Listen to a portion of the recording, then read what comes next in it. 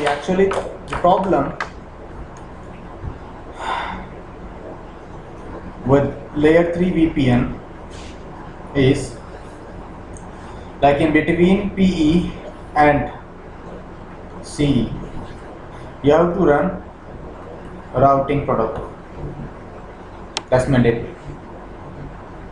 Without that, your customer cannot communicate with another site. It's mandated, it's compulsory. Sometimes what happens, let's say that PE has configured BGP for CE. As we saw that we can also configure BGP in between PE and CE customer edge, right? Fine. So sometimes what happens that your customer edge will not be able to support BGP. Might be that customer edge do not support your BGP.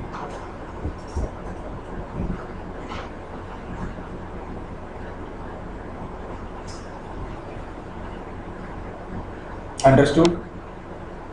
Are you getting my point or not? Sometimes what happens that your customer edge device will not be able to support BGP. Or let's say that you have configured OSPF in between PE and CE. Let's say that your customer edge device do not support OSPF or EIGRP. Are you getting my point? Second thing, if you are using common subnet behind this PE, like this is my headquarter, I'm using 192.168.1.0/24 subnetwork over here. Behind my in branch office, this is another PE, and this is connected with branch office. Here also I'm using same subnet. How can I interconnect them together? That was not possible in layer 3 VPN.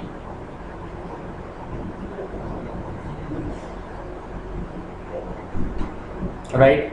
Because each broadcast domain must have a unique subnet. Fine.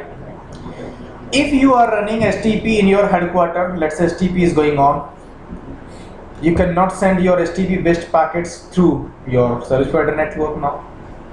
So there will be different layer 2 broadcast domains in your headquarters as well as in your branch office. It is not possible to take your L2 based packets through layer 3 network, like your STP based packets, your VTP based packets, CDP packets, something like that, ARP and all. Now let's assume that I am a customer, I am connected with a service provider, I am having a layer 2 switch. This is layer 2 switch, you understand? Behind this layer 2 switch, I am having users, I am connected with PE router. This is P router, this is another PE router, and in another site also this customer is having switch which is again layer 2, and layer users are using IP addresses from the common subnet. They want to communicate with each other, so customer don't have any device to perform routing and all. How will it be possible? For that purpose, now you are required to have layer 2 VPN.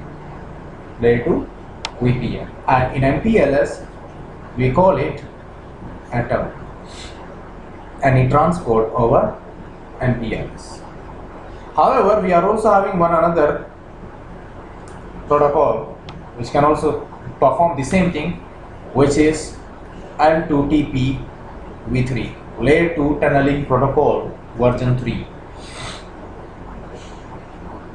Layer 2 tunneling protocol version 3.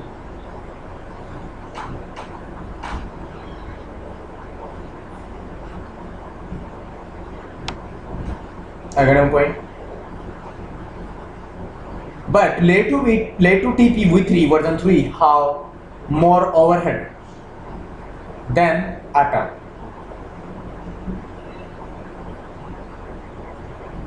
I mean, if you are doing encapsulation with using layer 2 TP version 3, then like kind of you can think about ISL and .1 key. L2DPv3 is kind of ISL in terms of overhead, right? And atom is kind of .1 key. So generally we prefer to configure atom. But remember, whether you are configuring atom or L2TPv3, these tunnels are point-to-point tunnels. These tunnels are point-to-point tunnels, same as PPP. Are you getting a point? So with using atom, just configure atom over provider network, and you can provide them L2 connectivity, L2. Like packets can move from here to there, whether it is ARP based packets, STP based packet, or whatever it is, CDP or whatever it is.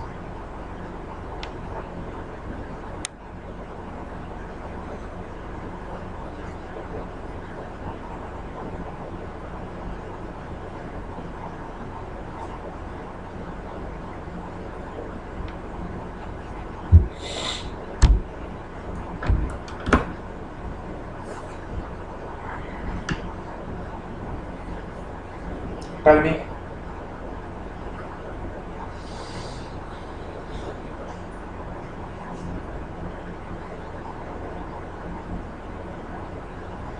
I hope that you people have got that why do we require to have this layer 2 VPN. Because in such kind of situations now you can't do anything with the help of layer 3 VPN.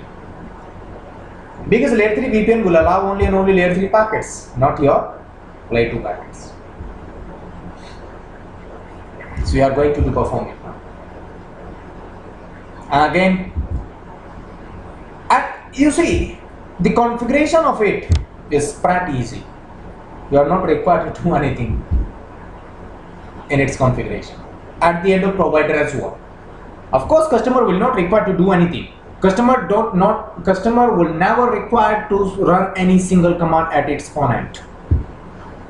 And at the end of provider also, we are having very less configuration. Even we are not required to configure BGP and all those kind of things, like VPN v4 address family and all those things.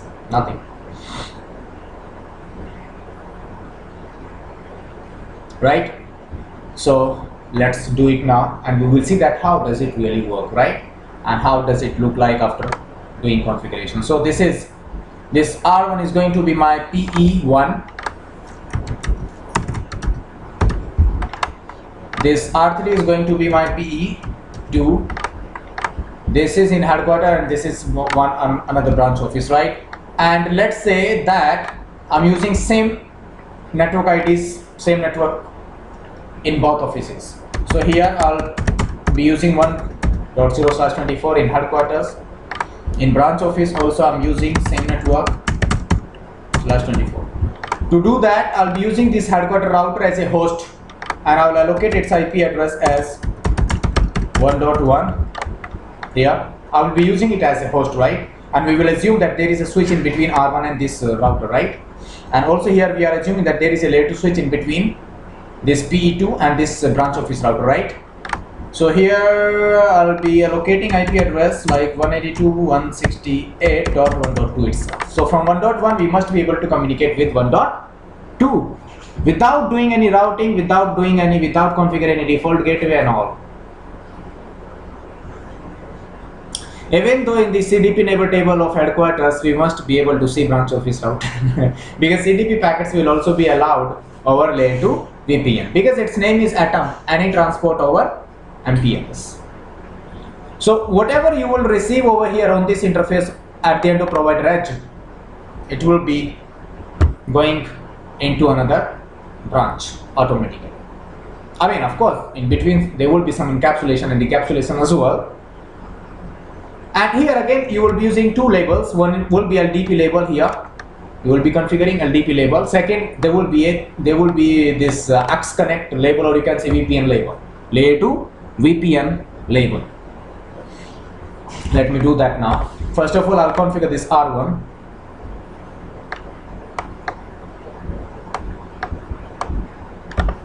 Then I'll be doing configuration on R2.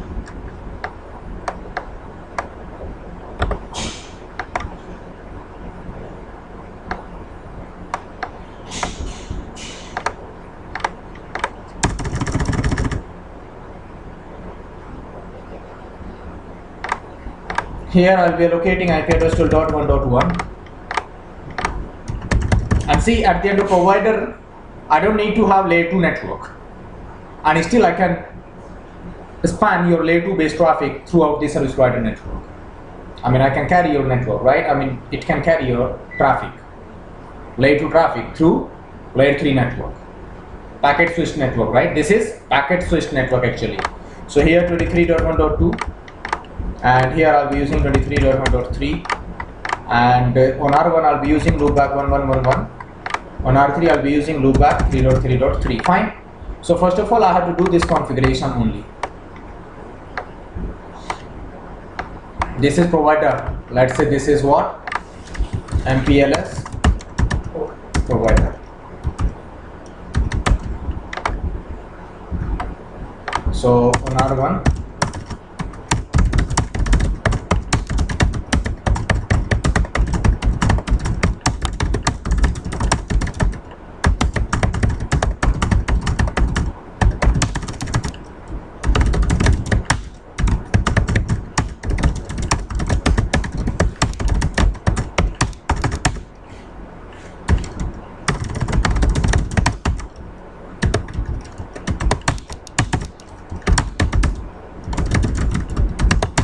not on FA0/0, right? Not on FA0/0, only on serial 1/0, right? Move on R2.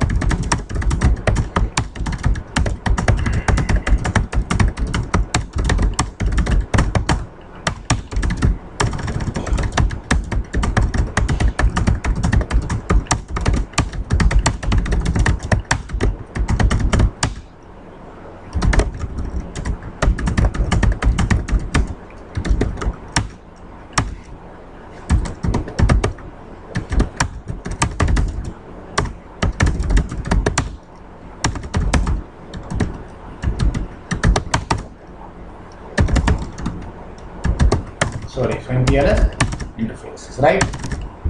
Then finally, I mean, I'm just configuring LDB peering in between R1 and R2, and then between R2 and R3. Then interface serial 1/0.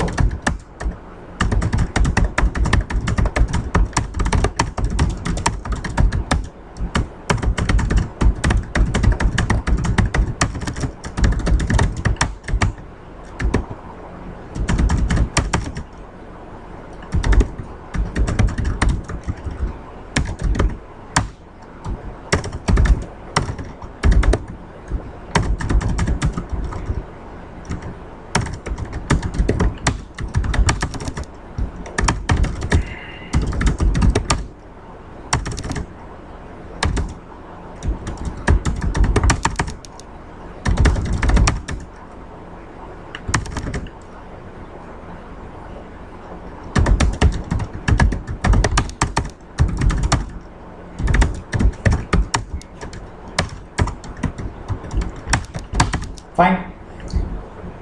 Now move on R1. Show MPLS forwarding table. It knows that what is the level to reach 3333, right? And of course on R3 it knows what is the level to reach 111. There should not be any problem for you. Is there? Good. See, that's the only configuration that I did. Right? Now I will move on headquarter. I will allocate an IP address to it, right? On its FA0/0, I will allocate IP address like 1.1. Fine. Then I will move in branch office. You are making it as a host, right? Yes. So you need to disable IP. Don't worry about that.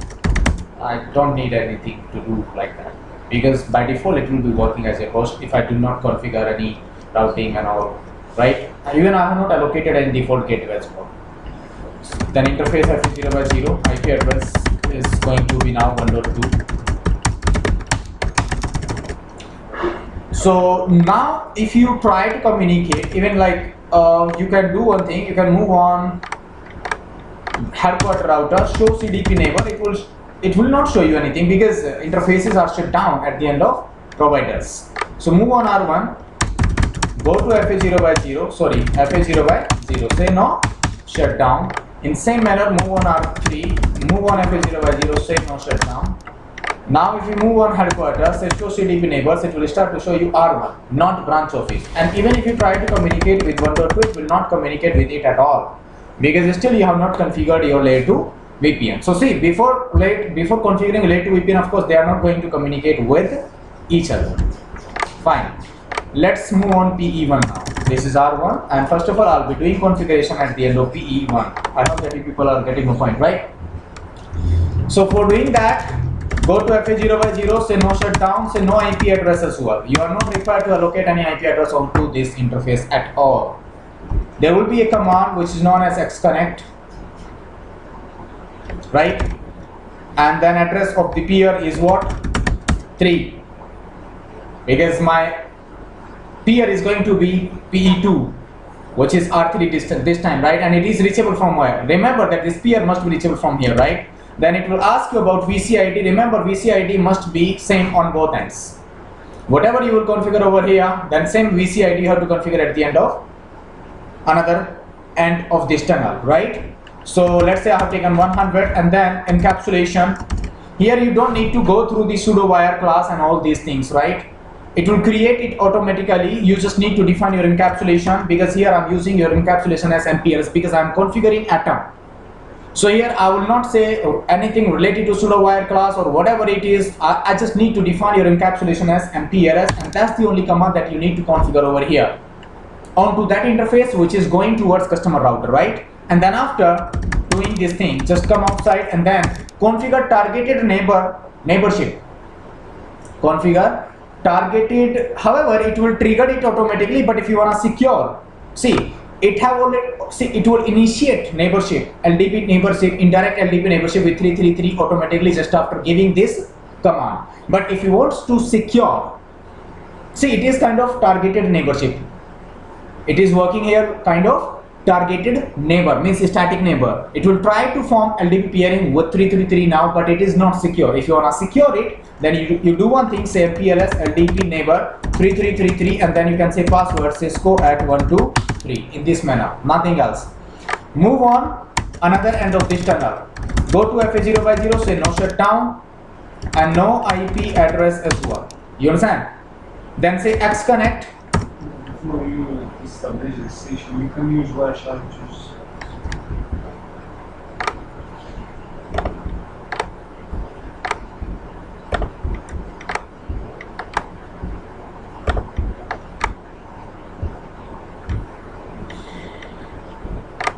Right?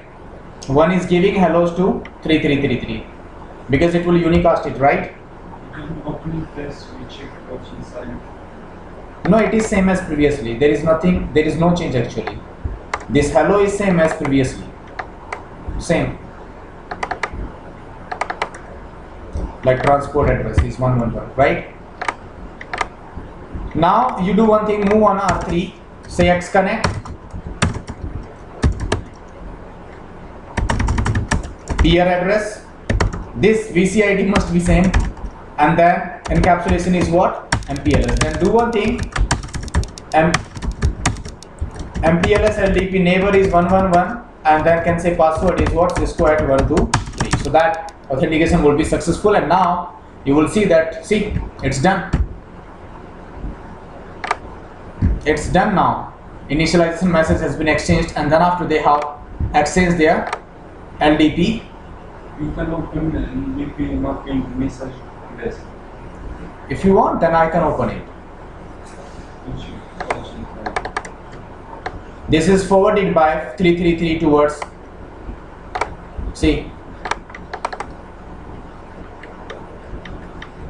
this is forwarded from 332 1111, see.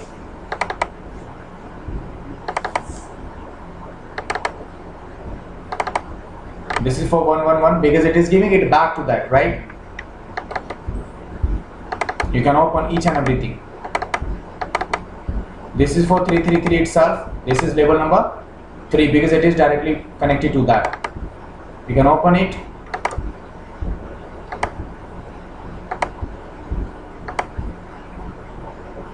Now This is for 23's network. Label number is 3.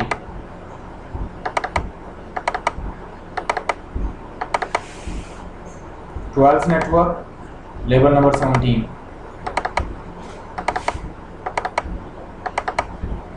Virtual circuit. See, VCID is what? MTU must match. Interface parameters must match.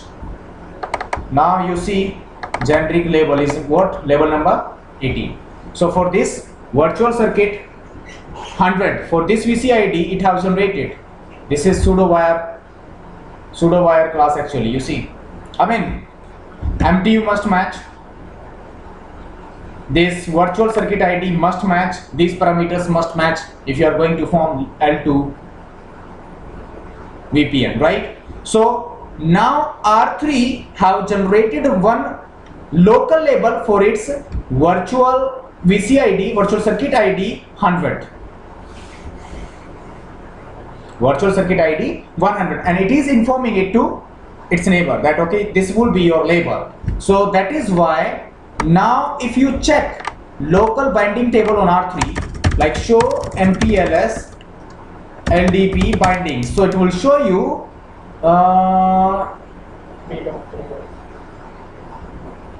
however here it will not show you that, but show MPLS forwarding table. See, this is circuit, layer 2 circuit, VPN, I mean VCID, virtual circuit ID is 100, and for it its local tag is what? 18. So it will give it to its neighbor, to R1. You understand? Show MPLS. However, in forwarding table it will not show you that okay, this is outgoing label. Here also it will show you the local label only, right? For its own virtual circuit.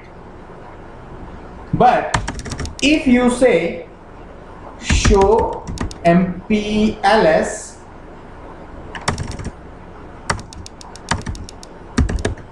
show XConnect peer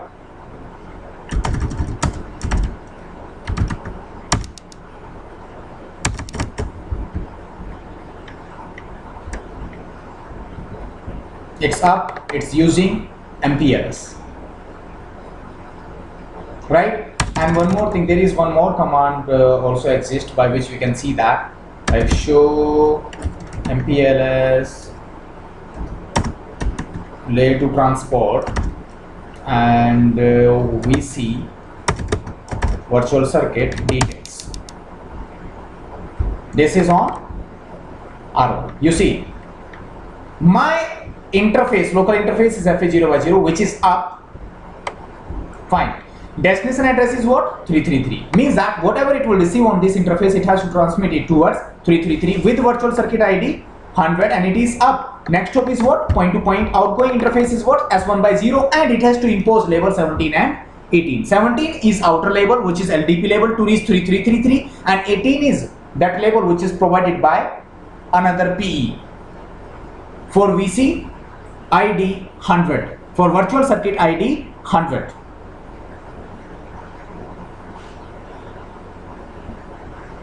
You understand?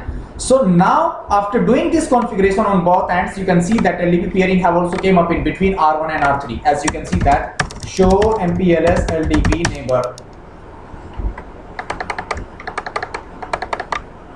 is not it in between. Of course we configured it, right? Now you do one thing, move on headquarters and say show CDP neighbors. Wow, it is showing you R1 because CDP is still running over there. What can we do? At the end of PE on R1 on its FA0 by 0, we can say no CDP enable. At the end of R3 on its FA0 by 0, we can say no CDP enable. And then move on headquarters.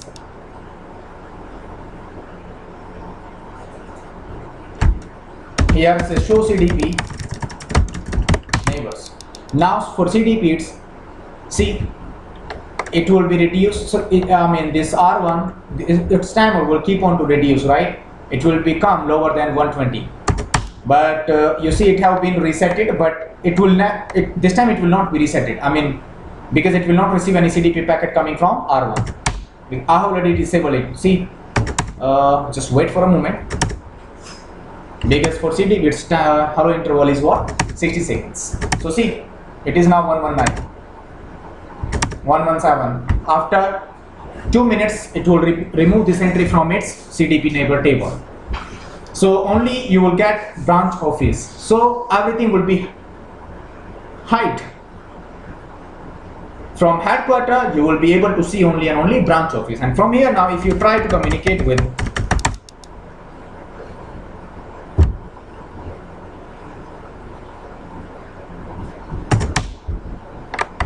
move on branch office, say enable password,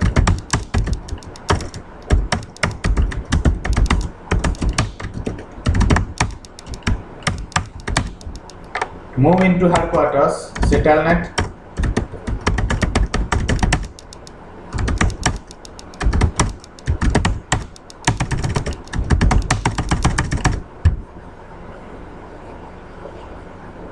so if it is allowing CDP packets, it means it will also allow STP based packets and BTP based packets too. So there will be a common root bridge now in both offices. And the most advantageous thing about it is that we don't need to do any type of configuration at the end of customer. And now customer is free to do whatever he want. I mean, whatever they want actually. Like they can, if they want to perform routing, it's up to them. If they do not want to perform routing, like if they are using multiple VLANs, then definitely they have to perform inter-VLAN routing and all.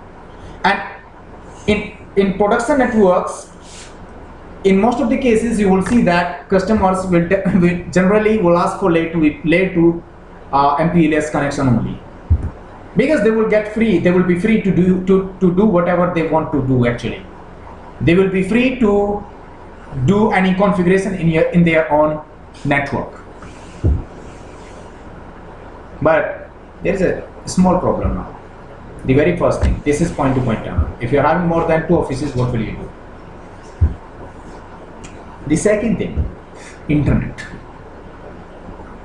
You cannot provide internet with it. It's not possible to get internet with this type of connectivity, because here you cannot leak your internet prefixes from one VRF to another VRF, because you are not using VRF at all over here. You understand? So you cannot get internet connectivity, but see how it looks. It's really, I mean, it looks very sweet when we are not required to do any configuration at the end of customer, as even though at the end of provider also you are not required to implement BGP, VPN, V4 and all those things, right? So I hope that you people have understood it now. So if you move on now, I mean, like how traffic is going from here to there actually. Like if packet is coming onto FA0 by 0, once it is coming onto FA0 by 0, it has came to know actually. Let me show you at the end of R1, show interface FA0 by 0.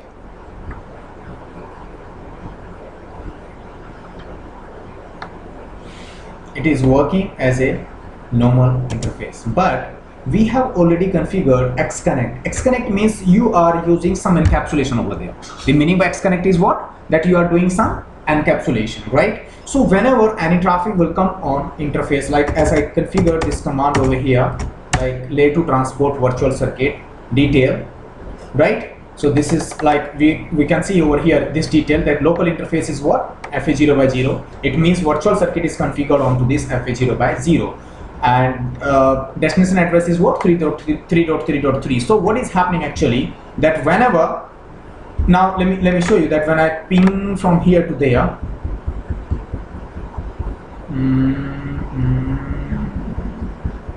my god, what is that? Yeah, this is coming from 1.12. See,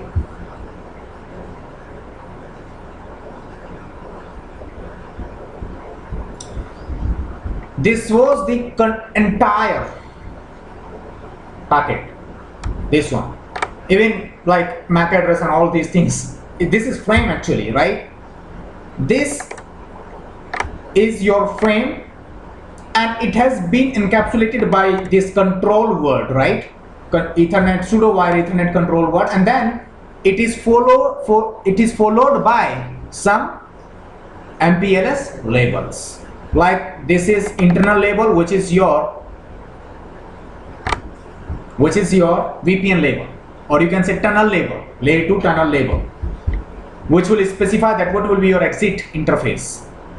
Because once this packet will reach your R2 will perform penultimate hop popping, so it will remove top label. So only whenever this packet will be delivered on R3, it will receive that with the label number 18. So MPLS forwarding table. Now you see that if it receives anything with the label number 18, it means that this is for layer 2 circuit, and outgoing next hop is what? Point to point, and then it will look for layer 2 circuit, and layer 2 circuit is there. Show MPLS layer 2 transport VC details is there, because your local interface is what? This line protocol is up, so definitely it will, you see out now you can see that okay, traffic will go out from FA0 by 0.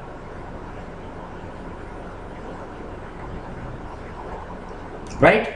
So in this way you can see that. Is there anything else that we can see here? Show MPLS layer 2 transport something. That's fine. Binding. You see, I wanted to show you this. Like I was saying, show MPLS LDP binding. So it was not showing this label over there, right? But here you can see that all those labels are present. So this is local label 18, and remote label is also 18.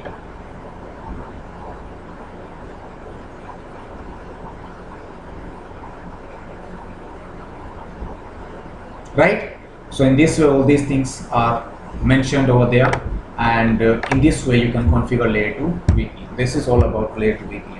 However, L2TP v3 is also there. I mean, we can also configure L2TP v3, but in production we do not prefer to configure L2TP v3, so I will not go for that, right?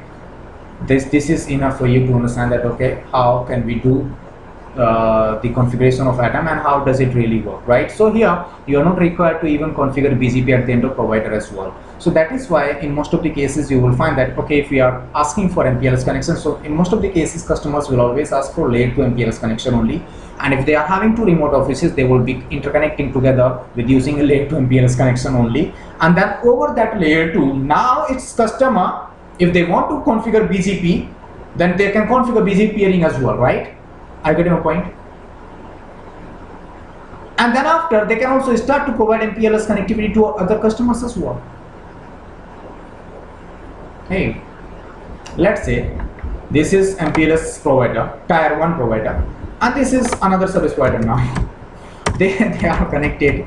I mean, this is service provider, this is also service provider in any other country, right? And they are interconnected with each other with using this layer 2 MPLS connection, and then after they can also provide some MPLS connection to other customers, right?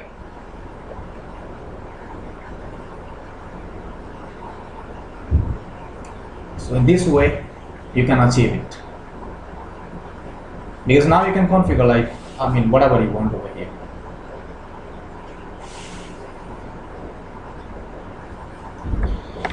So this is all about layer 2 VPN, and I think, as I said, see, just I'm giving you demonstration, and I will give you some examples as well, right? I'm having one PDF, I'll show you that. So this is point-to-point tunnel. This is the biggest disadvantage of Atom, any transport over MPLS. Now the problem is, like, if you are having multiple sites, like one site is in London, one is in New York, one is in Morocco, one is in India, one is in Nigeria, and everywhere in India also, Bangalore, Gurgaon, Delhi, and all. How do you interconnect that? You will require to create so many tunnels. You understand? To solve this problem, there is VPLS, which is multi-point tunnel.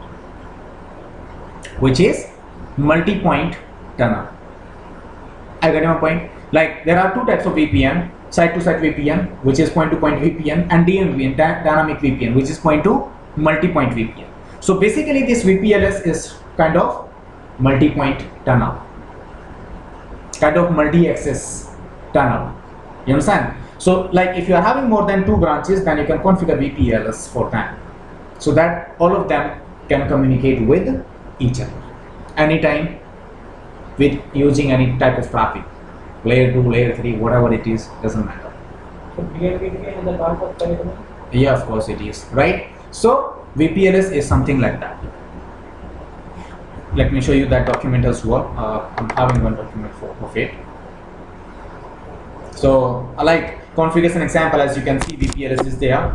However, what is VPLS actually? Virtual private LAN services, right? So this is VPLS, and I will simply show you the configuration example of it. Actually, you see configuration example, like as I said, that you are having 3 sites, A, VPLS A, and again VPLS A, again VPLS A. I mean, it's the same customer, right? Located onto 3 different locations, and you can see that this is PE1, PE2, PE3. They are also using their loopback addresses as 1111, 22222, and 3333, and this is SP backbone, right? So you don't need to do a lot of things over there. Like we know that we are on PE1 interface FE0 by 0. So here I don't need to do a lot of configuration. You just need to move on. Like this is the configuration of PE1, right? And then after doing this configuration on PE1, then you have to move on PE2, and then on PE2 you have to do this configuration, right? And then finally you have to move on PE3, and then you can see, and see the most importantly here you can see that they are in fully matched actually. Like we are having, see, each P router is having 2 neighbors, right? As you can see, like PE1 is having PE2 and PE3, what they have configured over here, like as we configured previously, right? Then on PE2 also they are having 2 neighbors. On PE3 also they are having 2 neighbors.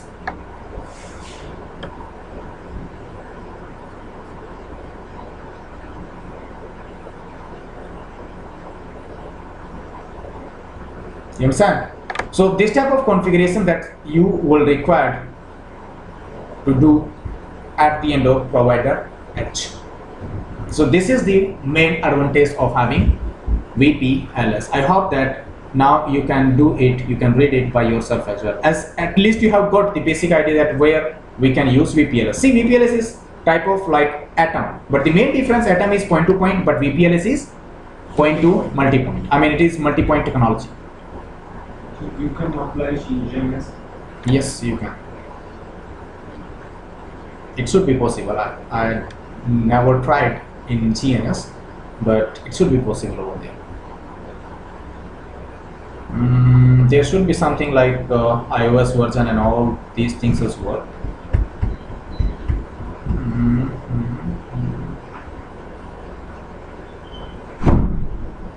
I don't know what are they talking about here. They should specify their iOS version as well.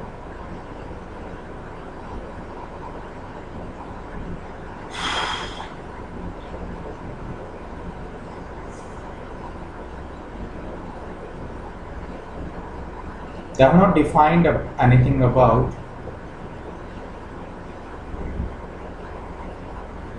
iOS is over here. Oops. Just try to do it, right?